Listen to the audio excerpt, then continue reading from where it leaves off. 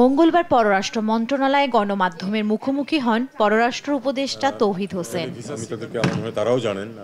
প্রশ্নের জবাবে তিনি জানান, সামাজিক যোগাযোগ মাধ্যমে সাবেক প্রধানমন্ত্রী শেখ হাসিনার ভারত ছেড়ে দুবাই যাওয়ার বিষয়টি আলোচিত হলেও নিশ্চিত নয় পররাষ্ট্র মন্ত্রণালয়। আর ভারতে পলাতক আসামিদের আদালত চাইলে ফেরত আনা হবে। ওনার অবস্থান সম্বন্ধে নিশ্চিত আমরা হতে পারিনি। আমরা দিল্লিতেও খোঁজ করেছি, আমিরাতেও খোঁজ করেছি। কনফার্মেশন অফিসিয়ালি কেউ দিতে পারেনি। তবে আমরাও, আপনারা যেমন দেখেছেন, আমরাও দেখেছি যে উনি আজমানে সম্ভবত গেছেন, কিন্তু এটা রিকনফার্ম করার চেষ্টা করে আমরা সফল হইনি।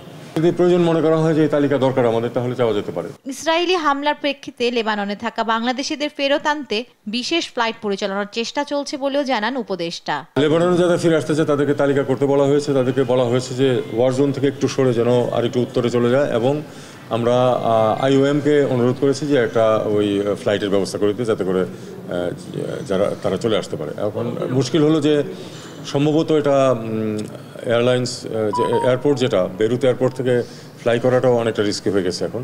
কাজেই আমরা সেটার জন্য বিকল্প পথে কোথাও চলে যেতে পারি, সেই চেষ্টাও করছি।